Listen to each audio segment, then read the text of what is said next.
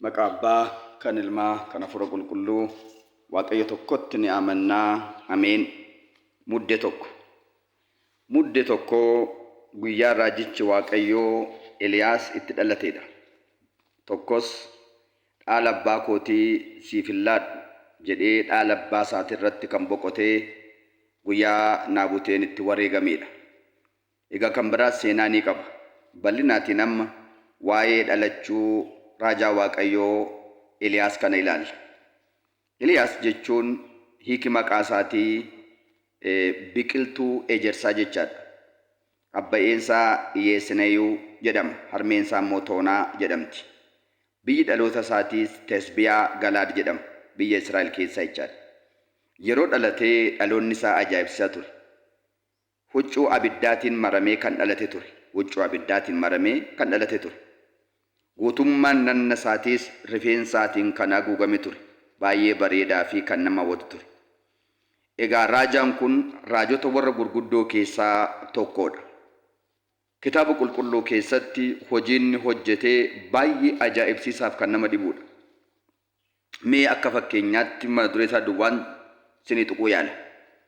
Mooticha Akaabii fi mootittii Ilzaabeel warri jalloota ta'an sun lamaan bara isaan biyya Israa'el keessatti mootii ta'anii bushaa turan keessatti waa'ee jallina isaanii, hammeenya isaanii, waa'ee isaan Waaqayyoon waaqessuu dhiisanii waaqa tolfamaa waaqessaniif raajota sobduu 850 manatti gashatanii isaaniin geggeeffamanii raajii sobaa kanaan waan jallaa hojjechaa waan turaniif utuu hin sodaatiin dhaqee isaan dura dhaabatee nama isaaniin dheekkamee nama isaaniin ifatee dubbii Waaqayyoo sodaa tokko malee lallabaa turedha jechaadha.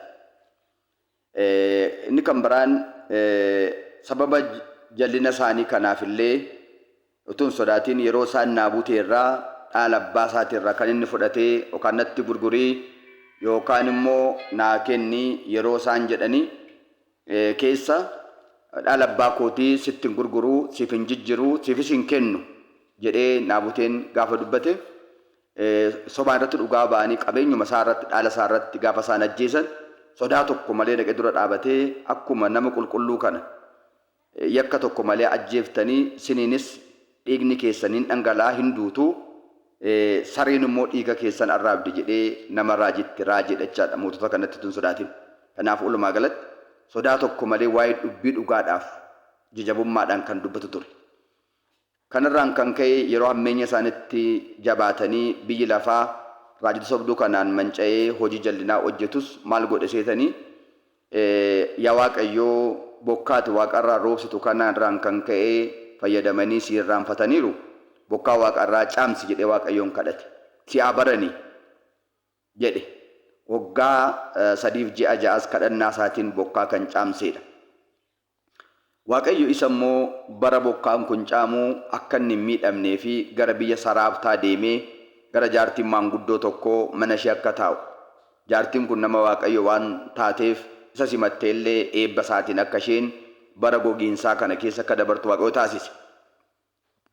Jaartiin kun gaafa isheen raajaa Waaqayyo kana mana isheetti simattu daakuun abootteen tokko barakatee baay'atee suga ta'ee fi hamma gaafa bokkaan roobuutti kanan fayyadamtee nyaachaa turte jedha. Achumaan illee mucaa tokkicha qabdi turteeyyuu jaartiin maanguddoon kun mucaan ishee jala du'ee jennaan kadhannaa isaatiin deebisee kan fayyiseedha. Du'a keessaa kaasee ilaa mucaan kee lubbuudhaan jira jedhee kan kenneefidha. Mucaan kun illee boodarra isumarraa baratee raajii ta'e. Maqaan mucaa kanaas Yoonaas jedhama. Yoonaas inni abbaa raajii garaa qurxummii keessa ture kun kadhannaa raajii kanaan du'a kiyaa kan ka'ee fi dhugaadhumatti isaarraa baratee deebi'ee immoo raajota warra xiqqaa keessatti kan ramadame isaadha jechaadha. Egaa walumaa galatti raajaan kun hojiinsaa guddaadha, cimaadha isiniin jedheera. Dhumarratti waggaa 3 ji'a 6 gaafa xumuramu hamma yoomitti garaa walaallammiidhaan deemtu. Hamma yoomitti garaa walaallammiidhaan jiraattu yaa uummata biyya kana qotaa ba'a. Jedhuguma raajota sobduu kanatu waaqa isaaniitu waaqa ta'e. Kan akka Aabii fi Elzaabeel dhuguma waaqa ta'e. Isaan bokkaa kana roomsan. Jedhuguma waaqa kootummoo Waaqayyo ta'an immoo kadhadhee roobsa jedhee hamma yoomitti garaa walaallammiidhaan jiraattu jedhee nama yaasee raajonni sobduun sun ganamaa kaasanii galgalaatti iyyaa yoo oolan illee roobsuu hin dandeenye. Inni garuu amma Waaqa Abrahaam Yisihaaq Yaaqoobiin kadhatee nama deebisee bokkaa roobseedha. Tokkoffaa Macaafa Moototaa boqonnaa 17 fi boqonnaa 18 irratti arguu dandeessu. Haaluma kanaan egaa bokkaan waggaa 3 ji'a 6 caamtee turte ammuma roobde biqilaa kana waggaa 3 ji'a 6 biqishite. Ganama kaatee haga sa'aatii 3tti amma bacaasanii amma bishaatee amma nyaatanii. Ja'a kaasee haga 3 kaasee hanga 6tti kan waggaa lammaffaa. Ja'a kaasee hanga 9tti kan waggaa sadaffaa amma facaasanii amma biqilee amma bishaatee amma nyaatanii. Dhumarratti kan ji'a 6 baattee teesse. Raajiin kun kadhannaa isaatiin ajaa'iba kana kan godheedha. Raajii sobduu bara sana turellee gaafa kan argan namoonni qabanii morma isaaniirraa ciranii ajjeesanii. Waa'ee waaqummaa Waaqa Israa'el, waa'ee waaqummaa Abrahaam Yisihaaq Yaaqoob, waa'ee waaqummaa Eliyaas kan mirkaneessedha. Raajiin kun raajii akkasiiti. Egaa haaluma kanaan illee kan nama dhibu maatiiwwan Waaqayyoo yeroo isaan ajjeesuu barbaadanii ammamoo baqateera jechaadha. Egaa yaa Waaqayyo naan naga'a anamma abbootii kootiin ga'uu jedhee nama boo'ee Waaqayyoon kadhate. Tokkoffaa Moototaa 19 gubbaa irratti. Dhaqee qoraattii kitaaba jala ciisee gaafa inni Waaqayyoon kadhatu Waaqayyo karaatti deemtu fagoodhaatii ka'ee nyaadhu jedhee masoobii warqee keessa daabboo o'aa samii irraa fidee dhufe. Xoofoo ifaa keessa immoo waan dhugamu kenneefi kana nyaadhu dhugi jedhee kana nyaateellee dhugee guyyaa 40 ittiin deemeera. Raajiin kun raajii akkasiiti. Gamanumaan masoobii warqeen sun giiftii maadamiidha. Daabboonni nyaate sun immoo gooftaa keenya Yesuus Kiristoosidha. Karaa dheeraa inni jedhame sun immoo innis biyya lafaa kanarraa godaannee biyya keenya jalqabaatti kan itti deebinudha.